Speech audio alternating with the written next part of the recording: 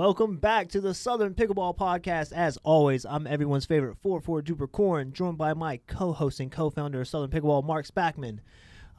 Today, we have Southern Pickleball's Director of Marketing, Mary Emily, back in the studio with us as well, and we're going to go over the top 10 habits that rec players hate to see on the courts. Before we get started, don't forget to like, comment, and subscribe, and as always, thank you to our sponsors. Head Pickleball, a favorite of Southern Pickleball and its players all across the country. Diadem Sports, the official pickleball of Southern Pickleball and of the world, and the only pickleball that we want to play with and you should want to play with as well. And Mizuno, the shoe that is helping us grow the game on and off the courts. We're also grateful for Mizuno's continued support of Southern Pickleball as they provide us with some incredible giveaways for our tournament players and fans.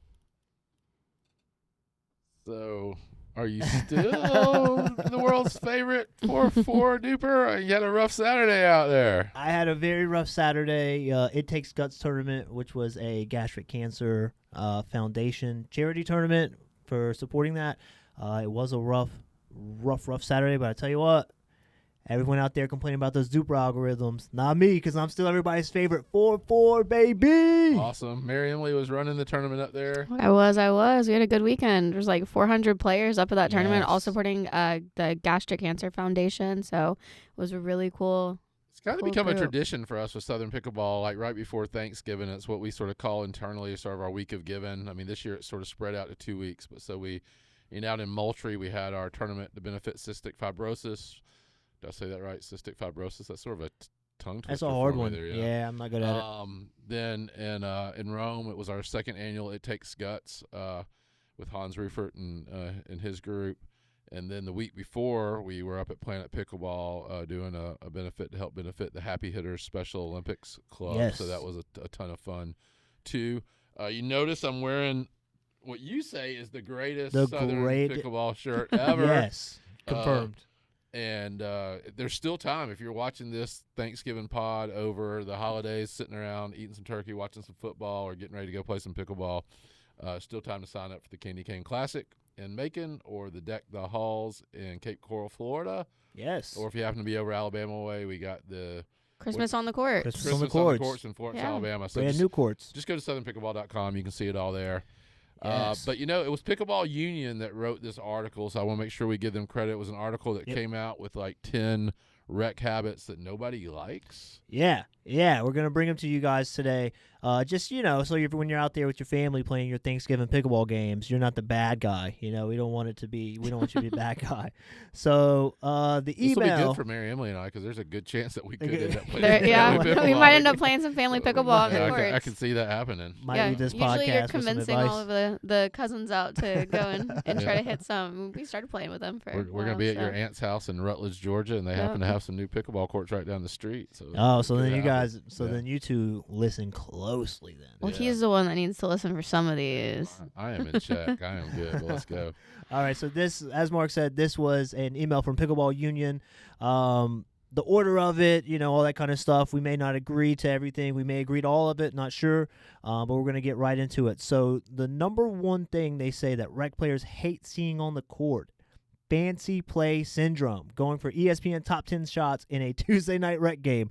Please, just hit the open court. So this is the one that I'm saying that he has to be careful with for our family Thanksgiving one, because he's the guy that's going for the tweener and everything like that, just to try to prove that he is, in fact. I get that a lot with the tweener. Like, if you hit that, I mean, even when you're playing a normal game, you just get the stink eye from your opponent on the other side after you hit that tweener. Like, why are you trying to do that? Yeah. And get the comments. But the thing is, you have to remember, my pass on this, I coached tennis for a long time. And tennis is, the tweener's just part of something you learn. That's how you get those lesson fees, everything. You got to be able to hit the ball between the legs or whatever. That's how you got to make show them them know you're they're in the right qualified. place. Yeah. And so I think when I do it now, I'm not being a bad rec player. It's just I'm being lazy and I didn't time the ball, so it's just easier to hit it behind me. Yeah. So would you say that you hit more tweeners in rec play then than you do in more competitive play? Because if you're saying it's because you're being lazy and you're not going for the ball, are you running for that more in the competition? That's Do we get to plead the fifth on any of this stuff here or whatever? You can plead the fifth. You can absolutely plead the fifth. And I'll tell you what. You what. can plead the fifth, and then that gives me your answer. That's pretty telling. I'll have to think about that. I don't know. I mean, does it bother you when somebody hits a tweener and gets you? Yeah, I don't like it. I mean, listen, I can appreciate the beauty of it, but I think I've told you many a times, if someone hits a tweener, you cannot let them win that point. Like, it is you are disrespecting yourself. If someone hits a tweener on you in the middle of a game, I don't care if it's in rec in a tournament, and you let them win that point right there, can't happen. But I will say, Mark is the tweener king. I know Alshon changed his name, I'm pretty sure, from the tweener king. And so we've already crowned a new king, and it is Mark Spackman here at Southern Pickleball, tweener king. But I appreciate, I mean, you don't do it on me. Do it when we're on the same team. I appreciate it. On the other team, I'm probably going for a bag the next shot. I think one of the favorite things I've ever heard. Have you ever heard Chris Wolf? I think it was Chris Wolf I saw about his little thing about the tweener. No. Got to be careful with the tweener that you don't hit the wiener. That's true. It's all in close proximity. That is sure. But I think if you're ever going for ESPN top 10 play, you got to do it rec play anyways, right? I mean, how are you going to do it in a tournament? You practice it, you miss it, you move on. It's all right. So how about going for the ATP and rec play? Is that okay? Yeah, I think so. How else are you supposed to try to practice doing it? Yeah, exactly. I say like I've ever attempted or would ever be able to hit an ATP with my nice little 3-0 duper. But, yeah, I mean, you have to. We have faith in you.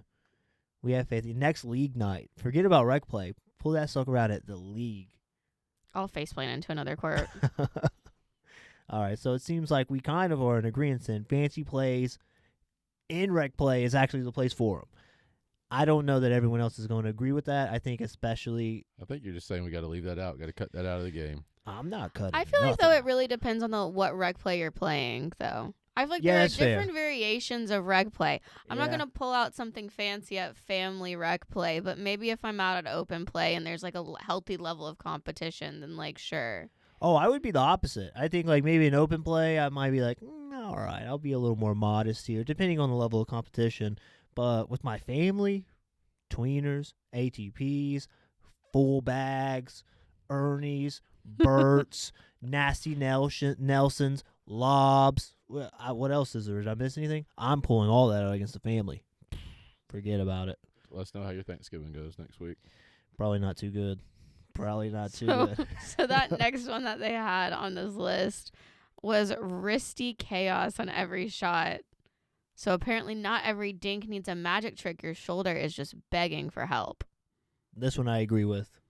I'm an old school dinker too, though. I'm like, unless you have an absolute easy, like, where you can really put some pace on it, just get that ball over the net, man. Just hit that backhand slicing, that forehand push dink, and dink.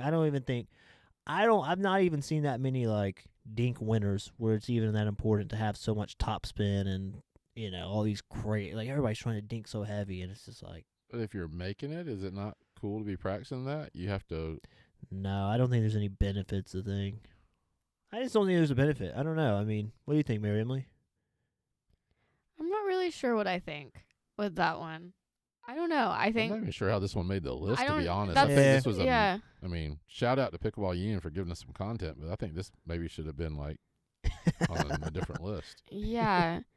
I mean, I feel like that's also just more so something where it's like, okay, like maybe that's not something at open play, or maybe it's just more so rec play. It's just something that, hey, maybe you should steer away from in your normal play, or maybe you shouldn't. Who knows? I don't know. I'm all for like this new aggressive game, but let me suppose Ben Johns is still slice dinking. It's a couple top spin, backhand dinks, whatever. But even the best player in the world, he's still slice dinking. But when they're saying wristy chaos, could that be interpreted as somebody that starts doing the new two-handed dinks? I think so. Like big top spin, you're really like whipping over it. You got to work on it sometime. So I don't know if that's. I don't even know if you need it, but yeah, perhaps. So I think, just don't do it. That's my opinion. They say yeah, I say no. So number 3 here is 0 off-ball movement. If you only move when the ball hits your paddle, that's not a strategy. That's a statue. And perhaps a physical limitation, because I don't know that anyone's teaching to not get to the kitchen. I don't know that anyone plays the game and doesn't get to the kitchen unless you just started. So I agree. I would be pretty bugged if I'm playing open play, rec play, and I'm at the net, I'm returning them at the net, and then my partner's like moved back, maybe they're scared or something, they moved back to the baseline. Now we're 1 up, 1 back for the remainder of the game. I'm not a big fan of that. I feel like some of that comes down to the difference in levels and understanding when it comes to that, though. Because to your point, yeah, like you might have someone that's going to just stand and not necessarily move. But that's also probably because they either don't understand that that's something that you do in pickleball. You move up to the net, or they're not really comfortable with the game. And also, even with that, if you're truly doing kind of the rotation at open play where you have, you're playing with a different partner every time. You're not playing with someone maybe that you know. I mean, how am I supposed to necessarily know if you really want to be that person that takes up 70% of the court if we're playing? Do I need to make sure I step out of your way? Or like, I think that some part of that's like learning the partner. I think there's the level differences that come a part of that. I mean, obviously, you definitely do still need to move. That's just part of the game. Yeah, but, what else are you playing? Yeah, I mean, you can't just stand there. That's true. But I think that that's where some of that comes into play, though. I mean, you're not going to necessarily get the same. I think when you started, though, you said something about the levels. I think really if you go back and you look at all three of these things that we're talking about, is what people don't want is if you're at the higher level to be patronizing somebody or acting like you're not trying. They don't want you to hit trick shots just because you're trying to show that you're better than them. They don't want you to hit wristy stuff or aggressive dinks just to show off. And they also don't want you, but this is the flip side, why they don't want you doing that too. They also don't want you to stand around and act like you're not trying and just be in a statue anyway.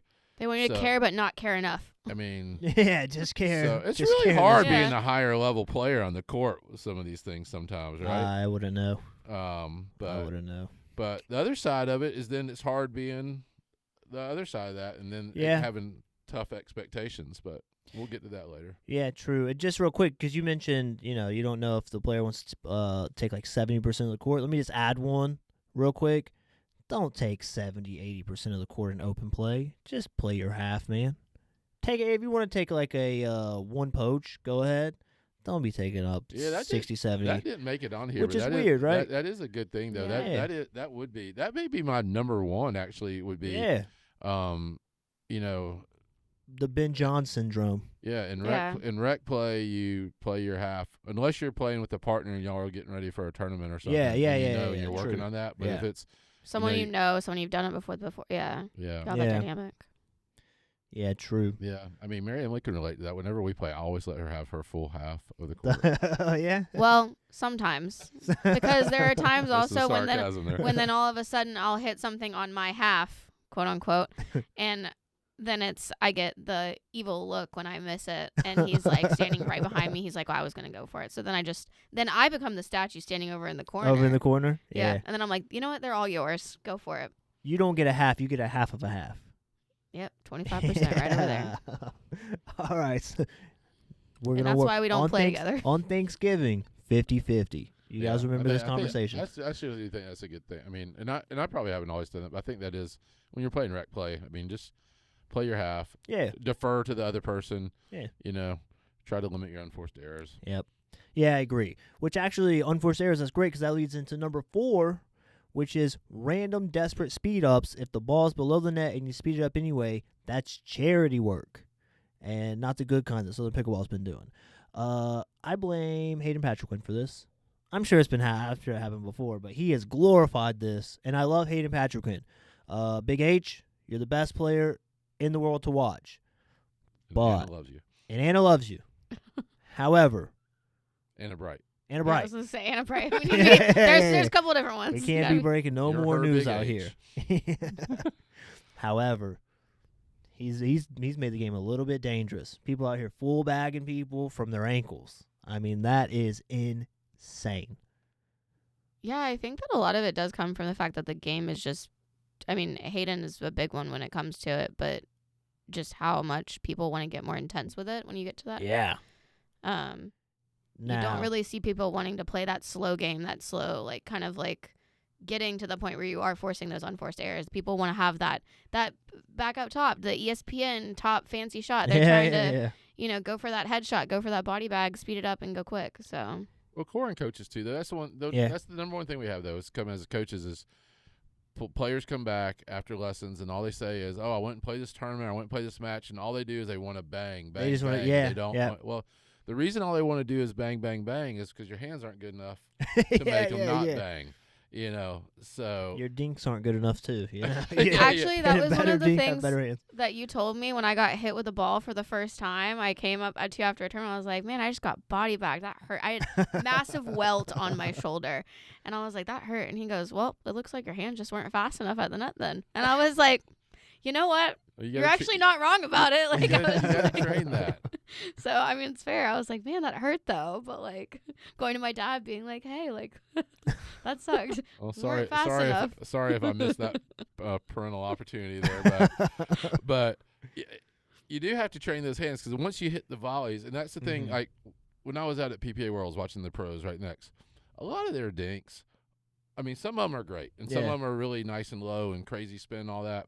But a lot of them are just average dinks that aren't even better what we're hitting, but they can't speed them up because their hands are so good and their counters are so good, it would not pay to attack. So that's one of the things I think when players start, work on those hands, work on those volleys. Yes. When people can handle it, then people are going to quit speeding up, and you're going to get in that pickleball purist game of getting the dinking battle. Yeah, 100%. 100%. And number 5 here, we're just kind of loop it in because it's kind of the same. No patience at the kitchen. 2 dinks, then boom, someone goes full berserker. Breathe. Kind of the same thing, right? I mean, now I will say, and I don't mean, I don't want you to be guilty of too much on this list, but you are known to have a body bag or 2 or 5 or 7 per game. So maybe this one's a little more for you. So what do you got to say about that? This podcast episode is just turning into how much are we going to roast Mark? I'm feeling attacked. Should you play with Mark at open play? Yes, if you want to be tweenered and body bagged. That's why nobody calls me to play. No. Well, I mean, one of the first things I learned in pickleball is it said there was no sorries in pickleball or something like that. So I think maybe that influenced me. I just got off to a bad probably start. It did. So I thought you were just supposed to hit somebody and it was no sorry, no big deal. Easy way to get a point. That's when I started. I was like, I tell you. So, but yeah, I don't know. It's getting more and more like it. Does it? 2 dinks, then boom. I was like, when I saw that, I was like, good strategy. You're like, actually, that's exactly what I'm going to do on the next game. Let's go. Let me ask you though: does it run in the family? Are you starting to channel some of that inner body bag energy? I don't think I'm strong enough of a player to feel confident enough in doing something like that, where I feel like I can do it safely. I think that if there's any time where I go and speed something up, or if I actually do try to quote unquote go for a body bag or somehow end up hitting a body bag, sorry to the person that I played in the last game, I still feel bad about it actually because she was the one that ended up leaving with a welt. But half the time I feel like it's more so because it's just I couldn't place the ball properly rather than it actually being something intentional. So I mean, maybe at some point, give me another 6 months of actually being more on the courts consistently. But yeah, we are gearing. I mean, as I was sitting here trying to reflect over here as I'm taking all this abuse, we're talking about rec play, right? Rec play. Yeah. So I don't think I'm guilty as charged in rec play of speeding that ball up. I don't know. It depends. Like, that's a lie. If you got 1 or 2 times, you're going to get them back. But I will say, Mary Lynn made a good point. She said she doesn't really feel good necessarily like to do it safely. I've never seen you hit somebody in the face or anything. You are a pretty precise body bagger. Well, it is indeed on the body. I think that's something else with that, too. It does come down to this actually being a rec play situation as well. So even if you are playing against someone, you're not going to go body bag me. Well, you might do it to me because I'm your daughter. You're not going to go body bag a random 2-5, 3-0, even 3-5 level player that you don't really know that well at open play. You're going to go body bag your friends that you play with regularly on a Tuesday night or something like that. Yeah. It's going to be a little bit of a different scenario because I also think on the flip side of it is that are you going to hit someone or are they going to possibly, move into the way and then all of a sudden you're hitting them in the face? We're looking at eye injury. You're looking at all of that crazy stuff that people are having and talking about when it comes down to, kind of the intensity of the sport right now and how it's been shifting. This has been really meaningful and enlightening. I think we're going to see a new softer Mark A new. after this. A new. You remember Corin, that? I'll keep you updated after our Thanksgiving pickleball game. Yeah. And if you see Mark Spackman on the court, you comment. You let us know. Was he gentle, or was he the same old Mark that we know and love? All right, moving on. Number 6. Score calling debates every other point. It's pickleball, not a Supreme Court hearing. I'm guilty. And I shouldn't be, because as a coach, I know one thing's for sure, that what side I start on the very beginning of the game has a big, it can really tell me what the score is pretty easily. However, the amount of times I've said, do we have 7 or 9? Do we have 8 or 10? Should be studied, because I don't know if it's like my ADHD. So you're a bad scorekeeper? Terrible. Like if my partner's not a good scorekeeper, we're gonna have issues. We're probably gonna give a point or two a tournament, and we might lose a point or two. We're talking about we rec also play might here. take a point or two per tournament on accident. We're talking about rec play, not tournament Oh, okay. play. This Well, is even rec. in rec play, So I'm in gonna rec, you're take like, So Probably. do you probably. even care if you got the score right in rec play?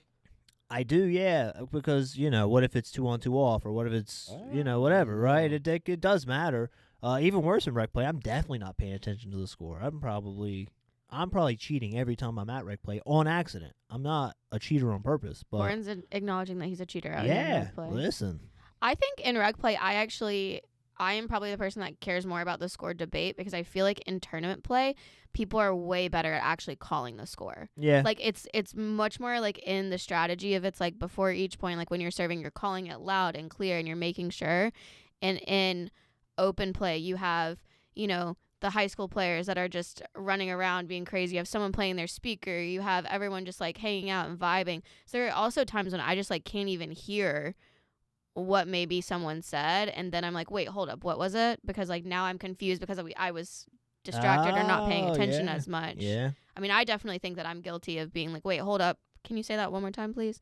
There's a lot of crappy score callers out there. I mean, this That is is true. Really bad, actually, yeah. This is actually one of my pet peeves, because you're supposed to call the score before you start the service motion. Yes. And so many people, even some people I play with, call it as they're serving, and then you get the double whammy. So now I'm supposed to be, it's almost like some gamesmanship here. And then maybe this is more tournament, because I really could I could care less in rec play, honestly. I mean, I don't care if they get the score right or not. But if it's in ladder league or tournament, it bothers me, because then I'm supposed to focus on the score. Yeah.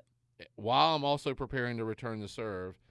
And then if they say it wrong, I have to be 100 by the rule, which is one of the stupidest rule adjustments that USA Pickleball has ever made, is that if they say it wrong, I have to be 100% wrong, right, that I got it wrong, that they got it wrong if I stop it, or I have to play it.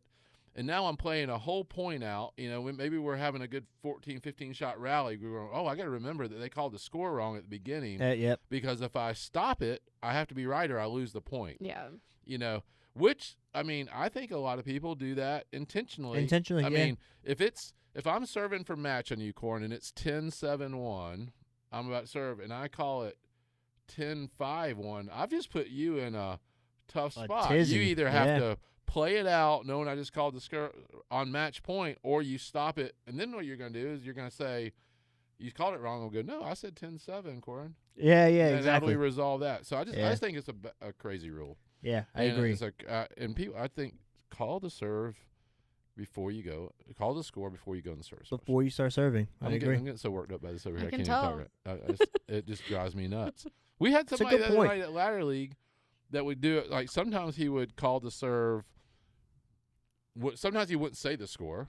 Then other times he would call the score and be like 4-2 and leave out the last number. Yeah. And then other times he would call it, and I was like, if I'm going to stop and correct him every time, and I was trying to figure out whether he was doing it, to try to get an advantage, or if he just, was busy because he had an earbud in, which was another thing that drives me crazy when they're illegal. playing the match. Is that illegal? It's illegal. Man, we need to make that a rule, because that drives me. I mean, that may be. I mean, you can give me shit about being disrespectful with the tweener or whatever, but why are you playing me with an earbud in your ear? You deserve to get bagged in the ear. You're why? making a QD Ben John's headshot right there. I mean, take your freaking earbud out before you come play a match. I mean, especially rec play. What can be? I don't know. I don't know. That's fair. This has gone off the rails. Well, I'll tell you what. We have a new shot now. It's called the earbag, but only for people with headphones. Only for the folks with headphones. Earbag coming your way. And actually, then at that point, if you've executed an earbag, send us the clip. Yeah. Let us know. We want to see. And then send the after picture of the ear all red and purple and stuff. Send it to Mary Emily at southernpickleball.com so we can get that on our socials. All right. So number 7. The coaching stranger partners guy. You're not their mentor. You just met them 6 minutes ago.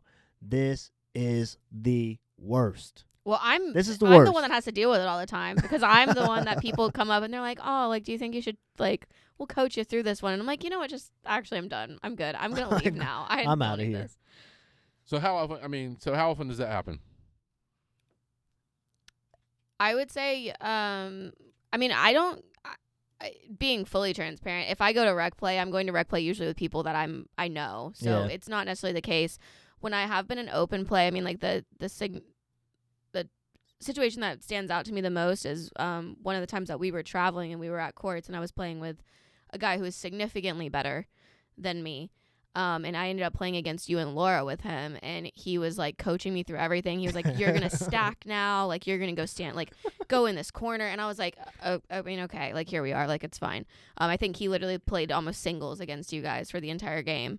But I mean, realistically, I would say that it probably happens if I'm actually out in those situations at least once, like per time. How do they really approach? Does somebody ask first? Like, would you like some advice? Or No. I would say almost never. No. They're like, usually what I get, because there have also been times when I have been like, if I'm playing against someone or with someone that's like nicer or, you know, we're having a conversation where I'm like, hey, like, I saw you did that shot. Do you mind like kind of showing me or telling me like what that was? Usually it's a,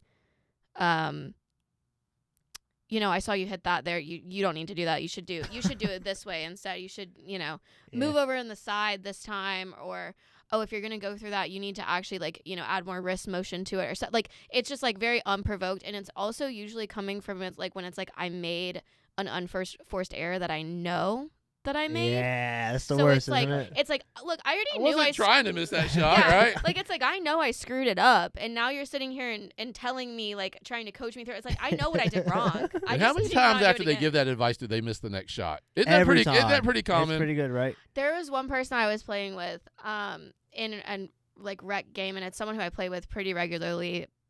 He's a great player, super strong, but he got upset with me because I had hit a ball into the net, and he was like, look, like, he was like, you need to just like, you know, put more spin on the top of it. And the next 3 points that he had ripped absolutely straight into the net. And I was like, really? I was like, he just needs to put a little more spin on it. Yeah, I was like, you just hit it a little higher, give yourself a little bit more margin for error. I do. My favorite thing is when I see people, whatever, and somebody's like, hey, you just can't pop it up. You just can't.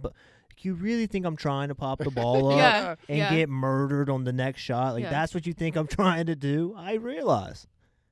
Yeah. It's the worst. And even if it's constructive advice, I mean, it's just uncomfortable. I mean, I see it. I mean, I coach, you coach. I mean, the one thing that I think I'm good on this one. I mean, y'all give me a hard time about everything else, but I mean, Marylam's giving me the look over there. I am. You're different. I don't give just. You're gonna. That's why I didn't say anything. I didn't even say anything. You called me out before I even. She gave me the look. Like, she's like, I've played with you.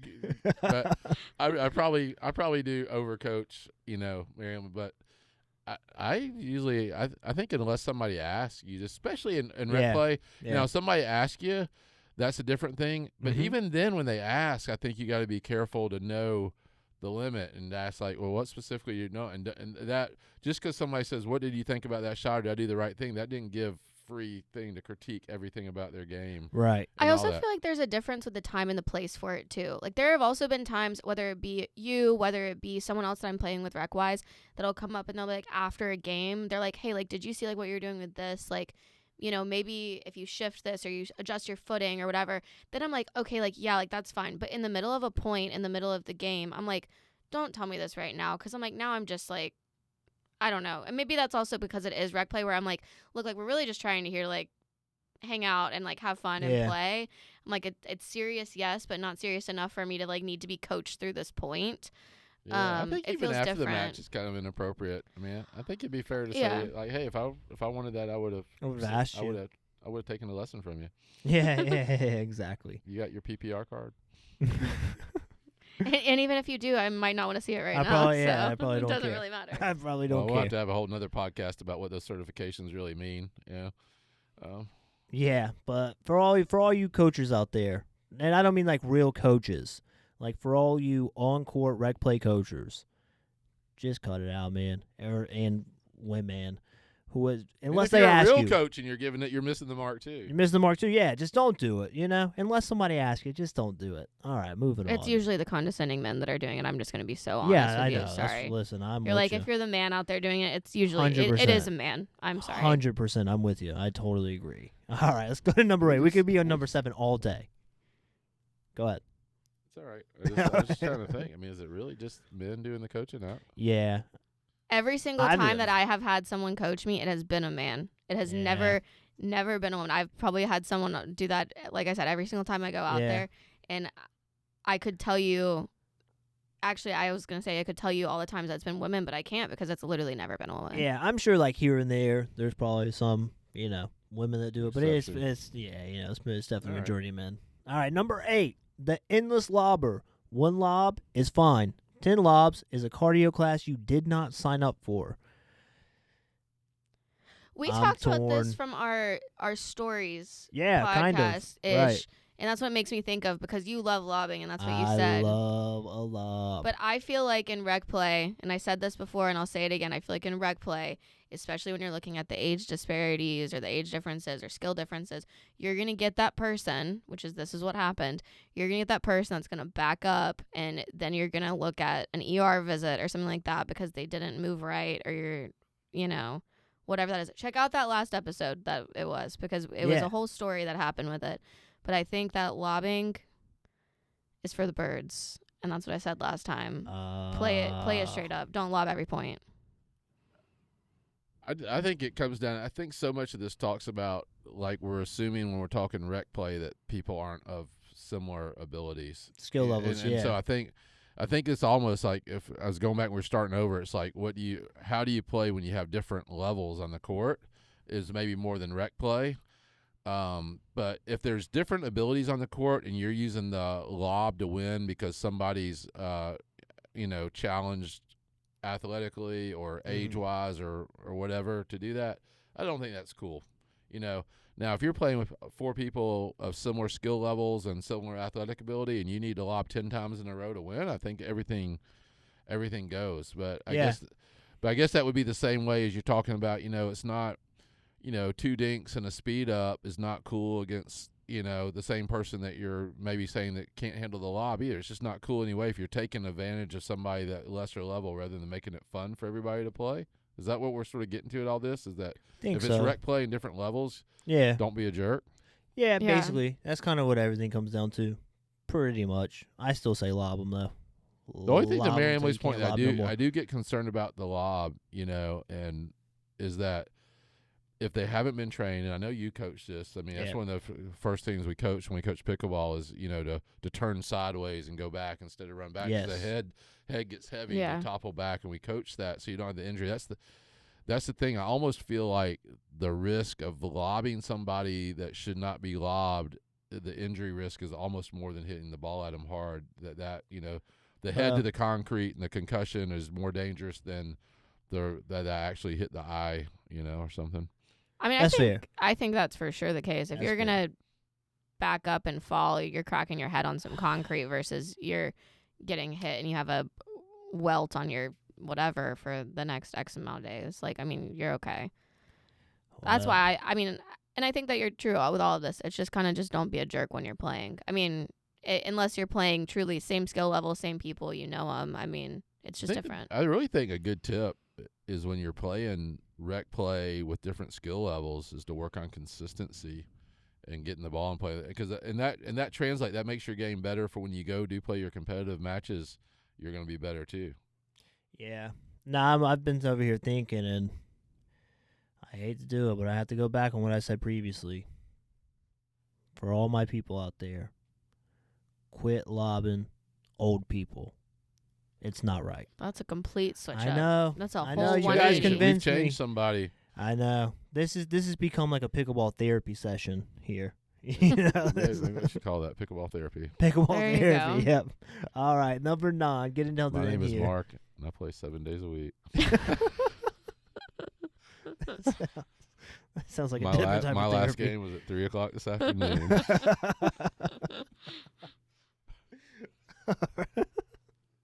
All right, number 9, the net court celebrator. You didn't beat them. Physics did. I don't know many of these, but if I did, it would be an issue. It would be an issue if you start, unless we had like Oh, I know a lot of some people that do crazy this. I see it all the hands time. I hit battle. the ball in the net, and somebody's cheering like they just won the point. That's not what they're saying, though. They're saying it's like when you get that net cord that then the ball like it rolls over. Oh, you I know? missed it. Okay, my Yeah, bad. Yeah. Oh. like Yeah. a droop over the net. If we're in I like a will really good celebrate hands that. battle when it happened, No, I'm What? the one that celebrates that. I don't care. I'm like, wow, thank God that I'm the ball went worst. over. My thing is I just go winner. That's what I say. hold on a second. But the flip side of it is, this is what I'll say. The flip side of it is that in the opposite side of it is that if someone else hits a net cord on me and I don't get there and I can't get it, I will also celebrate that for them too. Because at the end of the day, it is the physics behind it. I'm like, you know what? That shot was too good. That's why you need to keep drilling those net cords. You did it. Fair enough. But I will celebrate my net cord when that happens. I'm okay with somebody hitting a net cord on me. I call it, I say that's the best shot in pickleball, right? It's undefendable. Like, you can't defend that shot. I If you think get there, that's- you do. It's good. But for you people out there celebrating, you're going to have to come see me because I'm looking at you right I now. can't believe I'm surrounded by 2 net cord celebrators right now. 3. Oh, Junior's Oh, weighing in. chimes Junior's in weighing right. in. Oh, this is. I might get up and walk out because I am disgusted. When that ball hits that net and it just dribbles over and there's no chance of it coming over, I don't care if it's fake. You throw that hand up and you say, oh, sorry. And you can turn around see, I then am you're not- celebrate then in you're silence. breaking giving you Mark's this- cardinal I am rule. not giving you the sorry. You can't say sorry. If I hit the net cord, I'm probably doing one of 2 things. This is what I'm going to do. I'm either saying winner if it's a winner, That's the worst. or I might even say, man, it takes a lot of practice to perfect that. and then I think the classic comeback the other way when you hit the net cord is I just think the classic line is like, that's a great shot. Because that's just I just think that's a subtle dig. It's like, hey, that's a great shot. Or Corin, that was an awesome shot. Yeah, I think you worked hard on that one. I think if I played against you and you said sorry to you hitting a net cord on me, I would be honestly probably more pissed off than anything. I think that's worse than you being like, man, that was a great point for myself. I'm mad about it if you don't say sorry. No, you though. know what, though? No. I am the worst at saying sorry. Actually, at the tournament on the weekend mixed doubles, we did better in mixed doubles. We didn't. We left that out. Did way better in mixed doubles. There was a point I was like, boom, You boom, are boom. still 4-4. Still 4-4. Didn't do good enough, I guess. Hit I meant that as a compliment. Oh. Well, sorry, I put you on the defensive. I meant that as as It didn't go down. yeah. That sounds like good stuff. You know? Listen, on the bad day and the good day, it didn't move. So here we are.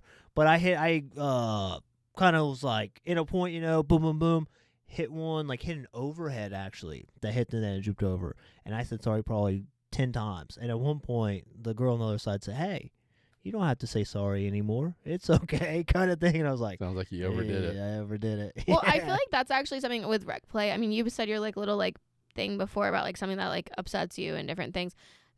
The person that over apologizes for every single point, whether it be that they hit it good, whether it be like you just hit like an absolute winner, and then you're like, oh, sorry, that was I got That's a that good one. You should have done this list, Miriam. Like the over apologizer should be on this list because also That's I so don't- me. I don't want the person apologizing like every time they miss a shot and everything too. Yeah. I mean, I know. Yeah, I know. that's true. I know. I mean, I don't like playing with the person that every time they miss a shot goes, "Oh, I'm sorry." I know I'm not mad at you. Yeah. I'm never gonna get. I mean, and I know you didn't try to mean to do that. intentionally. You didn't intentionally do it. No, Yeah. Not shaving if you points out missed here. it, if you missed it intentionally, maybe you owe me an apology. But if you weren't trying to miss it, you don't owe an apology to me or anybody else out here. But I think so. That's one side of it. But I'm also talking about the opponent. I'm talking about when I'm playing against someone and then they hit a really good shot and then they're constantly saying sorry for every single good shot, like what Corbin was doing over on mixed doubles. Well, he's saying with this net though, they better not be like hitting a clean winner and saying they're sorry. I do that sometimes. Like if doing. I poach it, if I poach and I'll say sorry. Really? And I mean it. Like, yeah, I didn't mean to scare you like that. I'm not even trying to be mean. Like, I didn't mean to do that to you. It's like he's asking for an earbag.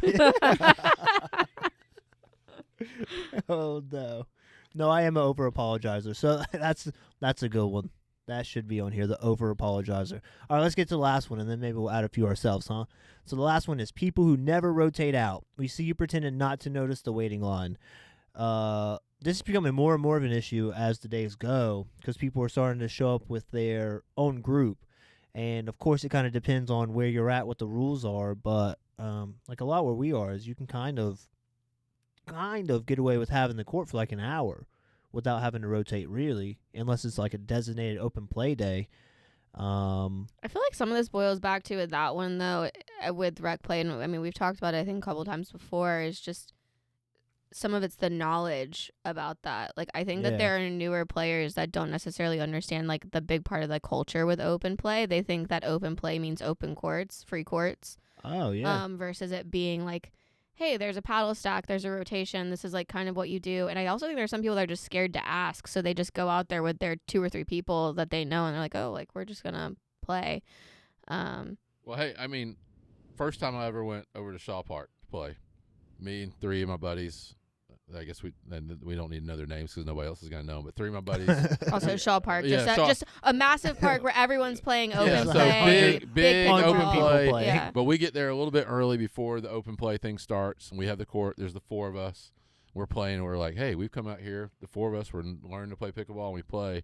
And now all these other courts start filling up, and then there's people over there, and we finish a game, and we rotate, and we start to play again. And somebody walks up to us and goes, are y'all not going to rotate and play? We're like, no, we just came out to play with the 4 of us. I mean, we just came out to play. They're like, well, no, you have to rotate. We're like, well, no, we don't want to play with y'all. We just came to play with the 4 of us. You're like, we just did rotate. Did you not see us switch partners? Like, so like Miriam was saying, we just didn't know, and I don't want this to, go into a whole thing of, what's the best open play again. We've done that before. Probably need to do it again at some point. But the other thing I have seen lately doing, people are now bringing 2 paddles. And they're playing with the paddle, and they're putting their other paddle back in the stack. Double stackers, so they can go quicker. I'm like, really? Mm-hmm. Yeah. Y'all are ruining the game. It's getting wild out there. That's crazy, though, because I actually have done that before, but not like that. I don't do it like that, though. I'll put one paddle in, and then I'll go over and I'll be dinking or warming up, like, against a wall or, like, something like that. Well, if you're not playing, that's one thing. No, I know. But we're talking about, hey, I'm going out to play my match, so I'm going to put my backup paddle in the line again so I can rotate quicker. Which, that's crazy, because I mean, now I'm sitting here, I'm like, maybe you gave me an idea. Granted, I'm not going to be doing it. I'm not going to be that person. But watch out I'm for like, her. I never thought about, like, that being something because I just was, like, trying to be so, like, honest with it. I'm like, oh, well, I just want to have something so I can go and, like, practice a serve on an empty court at one of the places I go. There's like 4 that are 4 or whatever, and then or places that have a challenge court, they put one paddle in the challenge court. Is that cool? And then the other paddle they play in regular rotation. No. You one paddle. You have to make a decision. You make a decision. If you want to go on that challenge court and get beat, then that's your decision. I will say though that that's rec play etiquette out there. I think so. You're saying that, but you also I did see you do that before. You put one in on the challenge court, and then you were playing in a whole other match over there. That's why he was trying to sneak it in. He's like, where does this happen? I do not recall this. This was I'll call it out on one of our adventures. Me, you, and Laura, we were at the Crush Yard. Crush Yard's an amazing facility. Also, just side note, down in Charleston. Mount Pleasant. Crush Yard, Mount Pleasant, down in for their celebration day in Mount Pleasant, South Carolina. He looks like he's remembering. Yeah, and everyone was kind of rotating through and doing this stuff. Granted, there wasn't a big wait for anything. The challenge court was the one that did have the big wait, though. So people were like, you could kind of see the lineup, and you had put a paddle in. And the reason I remember this is because you asked to use my paddle so you could play in a game. Because I was sitting over on the side kind of waiting to try to figure out like where I could kind of jump in with my level, and someone asked if you would jump in and play. Making stories up to get Oh, likes no on a way. podcast and get viewers. That is not true. Not only did he double stack, he stole your He paddle. took my paddle. He's like, to go hey, do you're not it. playing right now. Let me go play with that one. I That's guess wild. I guess according to this stuff, it would have been bad etiquette to like play with her paddle and not like give it my all in the other match too.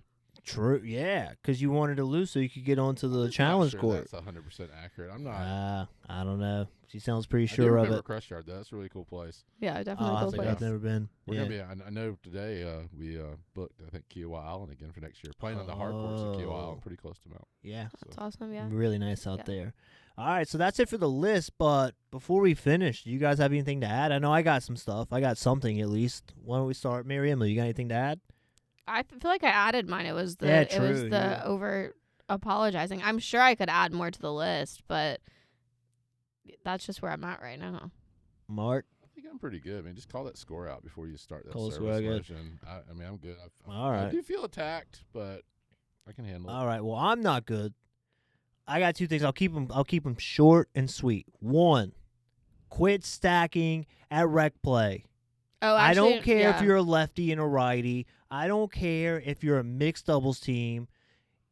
If you're practicing for a tournament, okay, a little bit Well, different. that's a good point. So, can you remember your second point if we talk about your first one Yeah, first? absolutely. Okay. I just know you talk about the ADD stuff. Yeah, earlier. yeah, I wanted to yeah, keep yeah. you on track. So, Calling everyone out on this podcast.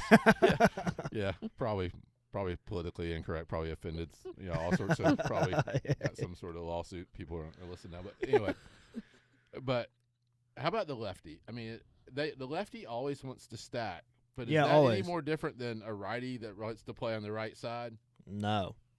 I think if you're playing a rec play, just play both sides. It's probably good for you anyways. I mean, I just why do we my care if we thing- have two backhands in the middle? We have two forehands on the outside. That's cool too. I don't even see people that stack, at least at my level, that stack for that reason. I feel like if I saw people that were stacking for that reason at rec play, it would be different. Yeah. My problem is that it's usually the guy that's trying to stack because he wants To play the whole to court? play the He whole thinks court, yeah. and he thinks that he can do it. Yeah. And the problem with it is that there are so many people that don't know how to stack still. Yeah. So Great that's what point. bothers me. Yeah. Because you're stacking wrong, and now I'm sitting here in rec play trying to track how you stack when I don't really want to do this. I'm just trying to play the game.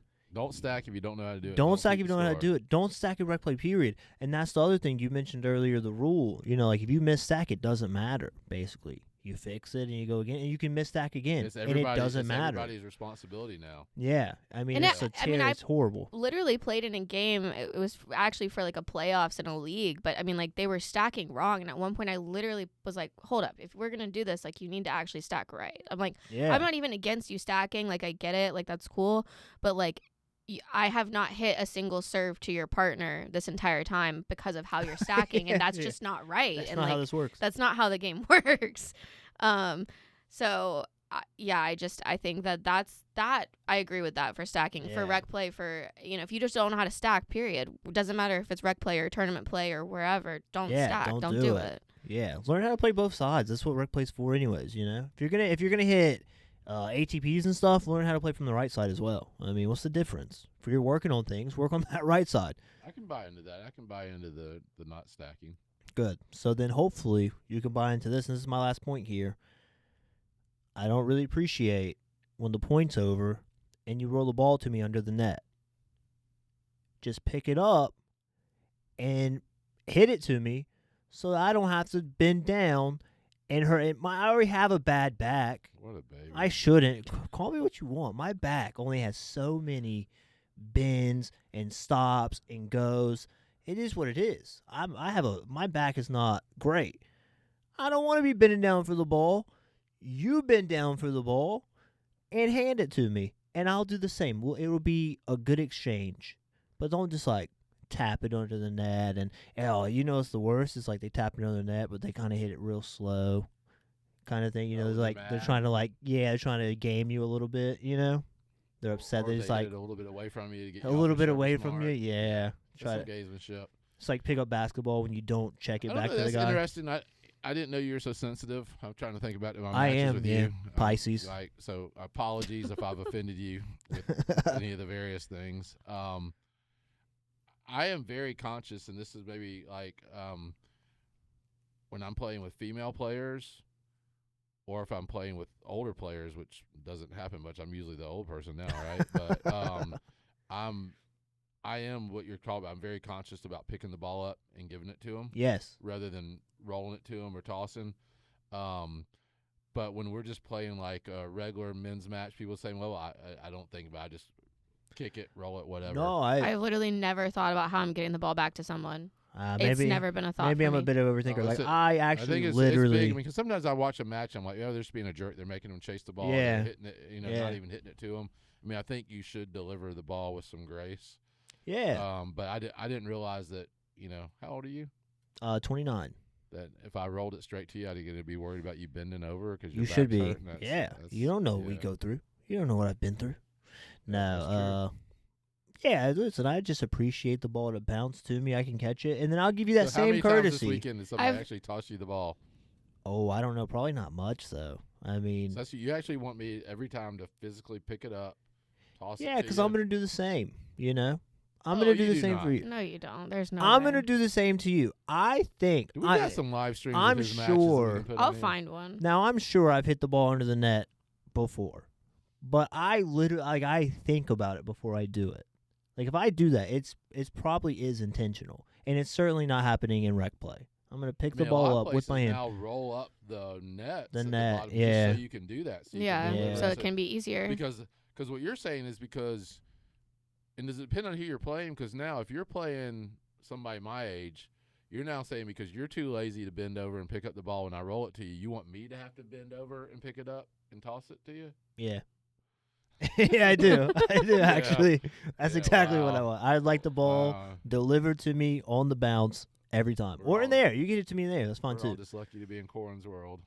Usually that's how that goes, yeah. That's usually how it It's goes. Corin's world, and we're all living in it. That's right. Yeah. So next time you're at an open play, you remember, and you're with me, you remember, it's my world, and You've you're just given living her- in it. I mean, on a serious note, I mean, there's a lot of things that we've talked about that have made me really think. I would have never thought that would bother somebody. So I wonder how yeah. much, just like when I was in the wrong court, that first time at that park and they came up, I didn't think, I mean, it's just, maybe a lot of this is just education with pickleball so new and so many Yeah. people. I'd be curious, for Junior, sure. over here. Junior, are you learning some new pickleball norms today? Yeah, I'm learning that I need to find people that know these rules. I know all these things, and I keep trying to get my friends to listen to me. Yeah. I think I'm making this stuff up. I'm like, no, trust me. There is an etiquette to this. But I think that's what makes it intimidating for people coming into it, too. I mean, like, when you go to that open play, you go to that rec play, you don't know all of this stuff that you're supposed to be doing or not doing. I mean, there aren't people that are going out and playing all of this in the same way. I think that that's where it's, like, kind of in some sense that barrier of entry there comes back to that pickleball purist mindset of the people that have been playing it for so long. They're like, well, these are the rules of open play. It's like, well, I have no idea what that is. I just saw pickleball on my social media or something like that, and I just got told I want to do that. That's where, to the point that we've said before, I mean, why some of those leagues or those like coaching and stuff like that has been coming into play so much for people that are starting off, because they want to kind of understand how to play the game without having to feel like they need to walk out and just A lot of etiquette. not out get there. all of this. I mean, this is the Thanksgiving show. I mean, maybe what it all comes down to is that we just, as we go out and play this week in Thanksgiving, is that we just all just need to be thankful that we're able to get out there and play pickleball. Yeah, fair show the enough. opponents some grace. Don't try to show them up. Yeah, fair Have enough. fun with your families while you're playing. And make sure you sign up for one of our holiday tournaments. Yeah. Candy Cane Classic in Macon, Georgia. Yes. The Deck the Halls in Cape Coral. Yes. And Christmas at the Courts in Florence, Alabama. Yes. Still time to sign up for all of them. That is right. Get in while you can. Thank you, Mary Emily, for being here. Always. I'm usually sitting right over there every single time. True.